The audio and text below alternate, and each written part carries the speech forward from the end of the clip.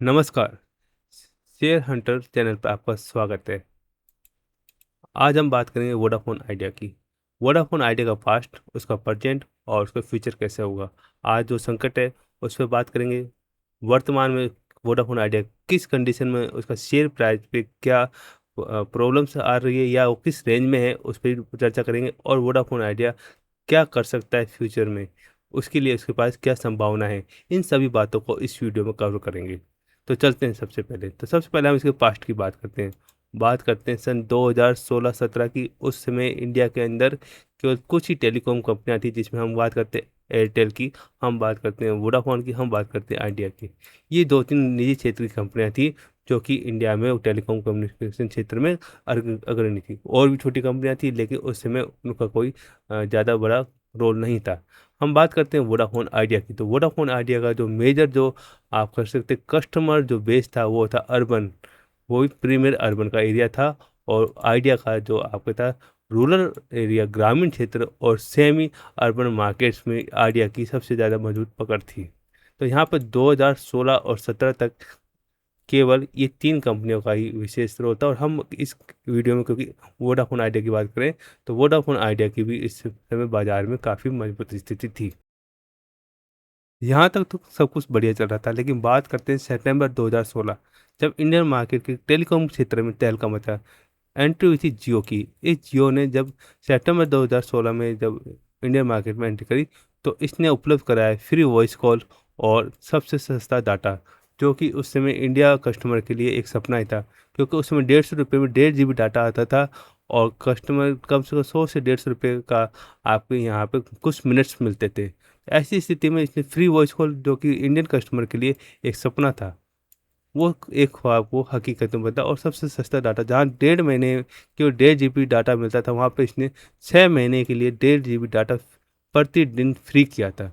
तो इस कंडीशन से, ऐसी परिस्थितियों में जो ग्राहक थे, जो कस्टमर्स थे, वो आपके यहाँ से शिफ्ट होकर एयरटेल से, वोडाफोन से, चाहे आइडिया से शिफ्ट होकर बड़ी ही तेज़ी से जियो की तरफ जाने लगी। कंडीशन ऐसी आने लगी कि ऐसा लगा कुछ ही समय में भारतीय में केवल एक ही टेली कम्युनिकेशन कंपनी बचेगी, वो है जियो। एयरटेल ने अपने आप को सस्टेन किया, लेकिन वोडाफोन और आइडिया की स्थिति ऐसी हुई कि शायद ये कंपनियां बिल्कुल समाप्ति हो जाएंगी। अपने अस्तित्व को बचाने के लिए सन 2018 में, 31 अगस्त सन 2018 में, वोडाफोन और आइडिया ये दोनों कंपनियां मर्ज हुई।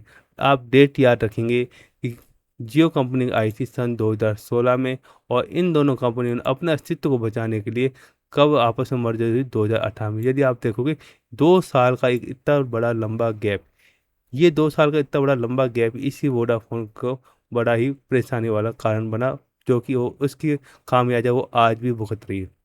जब ये 2018 में ये कंपनी आई, तो उस समय इसके पास कस्टमर सपोर्ट था 40 करोड़ कस्टमर का, जो कि उस समय में आपकी इन तीनों कंपनियों में, इन चारों कंपनियों में सबसे ज़्यादा था। चाहे वो जियो हो चाहे एयरटेल, ये दोनों कंपनियां मिलकर उस समय 40 करोड़ के कस्टमर के साथ बैठी हुई थी।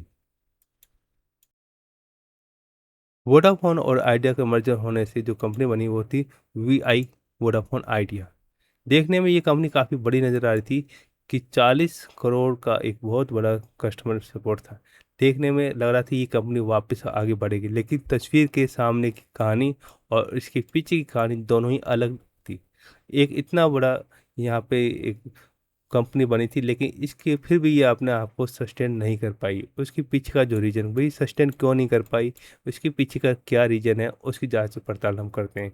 कि हमने देखा कि सन 2018 में ये दोनों कंपनी आपस में मर्ज हुई, लेकिन इसको इंटीग्रेशन होने में और भी ज़्यादा समय लगा। इंटीग्रेशन का हम यूँ कह सकते हैं कि इसकी जो भी मशीनरी है उसको आपस में जुड़ने में, जिससे ये दोनों कंपनी की मशीनरी मैक्सिमम एफिशिएंसी के साथ कम काम कर सके, अच्छी तरह से काम कर सके, उसको और भी ज़्यादा समय लगा। यानी हम कह सकते हैं कि जो भी बाज़ार में, जो भी इसके जो सामने के जो खिलाड़ी हैं, चाहे जियो हो चाहे एयरटेल हो, उनको और भी ज़्यादा समय मिलने लगा, और भी ज़्यादा समय मिल गया अपने आप को बाज़ार में सस्टेन करने का। और ये दोनों कंपनियां उतना ही पीछे चलती होती चलेगी, जो कि इतना बड़ा इस कस्टमर सपोर्ट लेके बैठी थी। अगली प्रॉब्लम आई इनके नेटवर्क ओवरलैप। नेटवर्क ओवरलैप की होने के कारण से इनकी जो कनेक्टिविटी है, चाहे वो कॉलिंग की कनेक्टिविटी थी, चाहे वो आपकी नेटवर्क वाली, दोनों ही में ही प्रॉब्लम शुरू होने लगी। ना तो वॉइस कॉल ढंग से हो पाती थी, ना ही नेटवर्क, जो कि आपके जो ग्रामीण क्षेत्र है, जो पहाड़ी एरिया है, वहाँ भी नेटवर्क के बड़े ही इश्यू होने लगे। समस्या ये होने लगी कि इस कारण से, इन दोनों वजह से, इनका जो 40 करोड़ का जो कस्टमर सपोर्ट था, कस्टमर बेस था, वो धीरे धीरे डिक्लाइन होने चला गया और ये अपने पायदान से और नीचे चली गई। इसी बड़ी समस्या में एक और बड़ी समस्या यहाँ पर आती है, एजीआर मामले में सुप्रीम कोर्ट का फैसला आया। इस एजीआर के मामले में सुप्रीम कोर्ट ने बोला कि टेलीकॉम की जितनी भी कंपनियां हैं उस पर लगभग 1.70 लाख करोड़ का बकाया है। अब यहाँ पे यदि आप गौर करोगे तो वोडाफोन आइडिया के ऊपर, केवल इसी के ऊपर 53,000 करोड़ का बकाया था और इस पूरे बकाया का ये एक 1/3 था। अब सबसे बड़ी बात है, इतना बड़ा कर्जा कर्जा तो भारतीय एयरटेल के ऊपर भी था, लेकिन वो इससे मजबूत थी, उसने उसको धीरे धीरे उतारा और लगभग उस पूरे कर्जे का 1/3 केवल इस एक वोडाफोन आइडिया के ऊपर था। अब समस्या ये आ गई, अब कंपनी एक जाल में फंसी। वो जितना भी रेवेन्यू जनरेट कर रही थी, सबसे बड़ी समस्या एक तो उसके पास कस्टमर नहीं रहा, जिससे इसके पास रेवेन्यू आ नहीं रहा था, और जितना भी रेवेन्यू, जितना भी पैसा ये बाजार से लेके आ रही थी, वो सारा का सारा अब उसे सरकार को उस कर्जे को चुकाने में देना पड़ रहा था। तो ये एक लूप होल में फंस गई, एक कर्जे के जाल में ये कंपनी फंसती चली गई और आज भी वर्तमान में इस वोडाफोन आइडिया इसी लूप होल में फंसी हुई है। इस चीज़ को हम इसके चार्ट पे भी बहुत आसानी से समझ सकते हैं कि देखेंगे, यदि आप इसको देखें कि सन 2008 में कंपनी आई, तब इसका भाव लगभग 50 रुपये के आसपास था। कंपनी में गिरावट हुई, कंपनी ने सस्टेन किया और ये अपने लाइफ टाइम हाई 121 को टच करती है। कब? तारीख ध्यान रखिए, 2016। ये 2016 वही समय है, आप यहाँ पे देखेंगे कि 2016 के समय में ही यहाँ पे आपके देखिए, आपकी 2016 में जियो कंपनी की एंट्री हुई और इसी दौरान ये कंपनी अपने हाई के आसपास टच किया था 121 रुपये को। और जैसे ही जियो ने मार्केट में एंट्री मारी और ये इसका प्राइस नीचे नीचे चलता ही चला गया और आज एक कंसोलिडेशन, बहुत बड़े कंसोलिडेशन जोन में फंसा हुआ है। सन 2020 से लेकर अभी तक इसका जो प्राइस है, एक एरिया में 4 रुपये का बॉटम और 14 रुपये के 15 रुपये के बीच में प्राइस फंसा हुआ है। और इसकी बैलेंस शीट को थोड़ा हम देख लेते हैं कि बैलेंस शीट क्या। यदि हम कंपनी की बैलेंस शीट पर नज़र मारते हैं तो आप देखेंगे ये कंपनी लगभग 1,60,000 करोड़ की कंपनी है। हम यदि इसकी प्रोस और कॉन्स की बात करते हैं तो भाई प्रोस तो एक भी नहीं दिख रहा है, सारी सारी इसमें कमियां नज़र आ रही हैं कि इसके 3 साल से इसमें प्रमोटर सारे निकलते ही जा रहे हैं। यदि हम इसमें आगे और बैलेंस शीट में देखते हैं तो जो इसकी सेल्स हैं, वो देखते हैं कि इसकी सेल्स सन 2023 से बढ़ी नहीं है। बढ़ेगी कहाँ से? इसको पास कस्टमर आ ही नहीं रहे। जो भी कस्टमर है, हर साल इसमें से लगभग लाखों कस्टमर इसको छोड़ के दूसरी कंपनी में जा रहे हैं। यहाँ पर हम देखते हैं कि भाई इसका जो रिजर्व्स है, वो देखो माइनस में चला गया है। 1,44,000 करोड़ का आसपास इसका जो रिजर्व है वो माइनस में, और कंपनी खुद यहाँ पे देखिए कितनी है, 1,61,000 करोड़ की। यानी कंपनी जितने की है लगभग उतने का तो इसके ऊपर कर्जा हो चुका है। यहाँ पे आप देखेंगे तो जो प्रमोटर्स थे, प्रमोटर्स धीरे धीरे कम होते चले गए। 2023 में जो 50% के आसपास, तो प्रमोटर सारे 25% ही बचे हैं। तो ये प्रमोटर का सारा माल किधर जा रहा है? आप देखेंगे सारा गवर्नमेंट के पास जा रहा है। यानी ये कंपनी लगभग 50% के आसपास तो गवर्नमेंट ही आ गया। अगर 1-2% यदि और गवर्नमेंट इसमें से अपना स्टेक ले लेती है तो ये कंपनी, वोडाफोन आइडिया एक प्राइवेट कंपनी नहीं रहेगी, बल्कि ये एक सरकारी कंपनी हो जाएगी। जैसे एक बीएसएनएल कंपनी सरकारी कंपनी है, उसी प्रकार की कंपनी बन जाएगी। तो यहाँ पे इसके साथ ये सबसे बड़ी समस्या आ रही है। अब हम यहाँ पर बात करते हैं ऑपरेटर कॉल कंपैरिजन की बात करते हैं। तो यहाँ पर हम देखते हैं कि जो टियर 1 जो शहर है, इंडिया के जो टियर 1 शहर है, वहाँ पर इंडिया की 90% आबादी वायरलेस सब्सक्राइबर वाली मौजूद है। इन तीनों में कंपनियों की यदि तुलना करें, चाहे जियो की, तो भारती और वोडाफोन की, तो रिलायंस जियो अपने 5G स्पेक्ट्रम के साथ यहाँ पे टॉप पर बैठता है, क्योंकि इसके जो सिग्नल, जो क्वांटिटी, सिग्नल की जो स्ट्रेंथ है और जो कवरेज एरिया है, वो सबसे बेस्ट है। बिना किसी रुकावट के इसकी सिग्नल वहाँ पे हर एरिया में पहुँचते हैं। तो इस वजह से ये आपके नंबर 1 पर आता है 5G स्पेक्ट्रम के साथ। वहाँ पे हम एयरटेल की बात करते हैं तो जो आपके इसके पास है मिड बैंड स्पेक्ट्रम। इस मिड बैंड स्पेक्ट्रम के साथ इसका जो 4G इंफ्रास्ट्रक्चर है वो काफ़ी मजबूत है, क्योंकि जियो से पहले एयरटेल इंडिया में लॉन्च हुआ था, तो उसका जो इंफ्रास्ट्रक्चर है वो काफ़ी मजबूत है, और साथ ही साथ ये कॉमर्शियल डाटा का जो है, इसका जो डिलीवरी का जो हाईएस्ट जो क्वालिटी है वो सबसे बेस्ट है। इस वजह से ये सेकंड नंबर पे अभी इंडिया में। अब हम बात करते हैं वोडाफ़ोन आइडिया की, तो इन दोनों की तुलना में यदि हम देखें तो अभी वोडाफ़ोन आइडिया 4G पर ही काम कर रही है, वो भी अर्बन एरिया में अपने को कैपेसिटी को बढ़ाने पे काम कर रही है, और कुछ ही चुनिंदा टियर 1 सिटीज़ में ये 5G पे काम कर रही थी। इन तीनों ही कंपनियों को यदि देखते हैं तो अभी वोडाफ़ोन आइडिया ऐसा लगता है जैसे शुरुआती फेज में ही चल रहा है, और ये लगभग बड़ी तेज़ी से अपने आप को बढ़ाते जा रहे हैं। यदि बात करते हैं तो इनका एआरपीयू क्या है कि इनका कस्टमर से जो पर वार्षिक रूप से जो आपको जो पैसा आता है, जो रेवेन्यू जनरेट होता है, उसके मामले में देखते हैं तो भारती एयरटेल टॉप पर आती है 257 रुपये से, रिलायंस जियो 214 रुपये पे, और वोडाफोन आइडिया देखें तो बिल्कुल इनके आधे 174 रुपीज़ पर ही यहाँ पर आती है। तो वर्तमान स्थितियों को देखते हुए ऐसा कि यदि ऐसी स्थिति रही तो वोडाफोन आइडिया बैंक करप्ट हो जाएगी।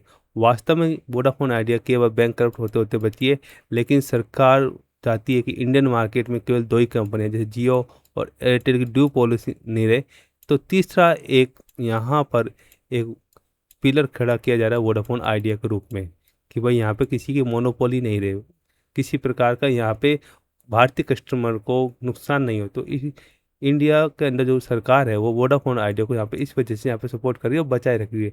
लेकिन अगर ऐसा ही चलता रहा तो ये कब तक चल पाएगा, ये कहना वाला थोड़ा सा एक अलग बात चलती है। अब ऐसी स्थिति में वोडाफोन आइडिया क्या कर सकती है, क्या कर रही है, वर्तमान उसकी क्या चीज़ें चल रही है, उस पर बात करते हैं। तो भाई वोडाफोन आइडिया इस कंडीशन से बचने के लिए पैसा जुटा रही हो, पैसा जुटा किस तरह से वो पैसा जुटा रही है उसको देखते हैं। तो इसका है एक एफपीओ का फुल फॉर्म कहते हैं फॉलो ऑन पब्लिक ऑफर। इसके द्वारा ये जो कंपनी है वोडाफोन आइडिया 18,000 करोड़ का पैसा जुटा रही है। ये एफपीओ दो प्रकार का होता है, एक तो है होता है एफपीओ डाइल्यूट प्रकार का, और एक होता है नॉन डाइल्यूट प्रकार का। डाइल्यूट प्रकार के जो एफपीओ होता है उसमें क्या करती है कंपनी, आप देखें ये एफपीओ होता है दो प्रकार का, तो इसमें डाइल्यूट में क्या करती है कंपनी, नए शेयर जारी करती है। इसका ये होता है कि जब भी कंपनी नए शेयर जारी करती है, जो पुराने जो शेयर्स हैं, जो ओल्ड जो शेयर्स हैं, उनका जो प्राइस होता है वो प्राइस कम हो जाता है। तो इसका जो वर्तमान में जो भी शेयर होल्डर है उनको नुकसान होता है। दूसरा जो होता है नॉन डाइल्यूट, यानी यदि पहले से ही आपको हम देखेंगे यदि प्रेजेंट में शेयर्स हैं होल्डर के पास, तो वो शेयर होल्डर अपने क्या करते हैं, उन शेयर को बेच देते हैं, और वो जो पैसा आता है वो पैसा कंपनी ले लेती है। तो इसकी वजह से जो वर्तमान शेयर की जो कीमत है वो नहीं घटती है। तो यहाँ पर हमने सरल भाषा में एफपीओ को समझने की कोशिश करी कि यहाँ पे वो शेयरों को किस प्रकार से एडजस्ट करके कंपनी पैसा जनरेट करती है।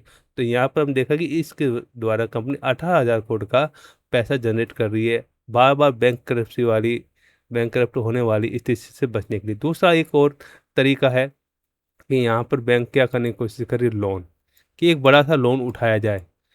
अब लोन के लिए क्या चल रहा है कि अभी हमने देखा कि लोन 18 मई 2026 को अभी सेबी को इन्होंने अभी लेटर दिया था। इसमें जो बातें चल रही थी उसमें ये था कि जो एसबीआई की जो लीडिंग वाली कंपनी है, जिसका बैंक का नाम, सॉरी कंपनी नहीं बैंक है, बैंक का नाम है, यहाँ पर आपने लिखा हुआ है क्योंकि कंसोर्टियम, ये एक बैंक है, इसके द्वारा वो 35,000 करोड़ का कर्जा उठाने का यहाँ पे बात चल रही है। और इसके जो चीफ एग्जीक्यूटिव ऑफिसर है अभिजीत किशोर, इन्होंने इसको अभी पूरा भरोसा दिलाया कि जल्द ही वोडाफोन आइडिया को 35,000 करोड़ का यहाँ पर लोन जो है जारी हो जाएगा। तो बात ये आती है कि भाई 35,000 करोड़ तो ये, और साथ ही साथ यहाँ पे एफपीओ के द्वारा जुटाए जा रहे 18,000 करोड़ ये, इस जुटाए गए पैसे से क्या कंपनी फ्यूचर ग्रोथ कर पाएगी या नहीं कर पाएगी।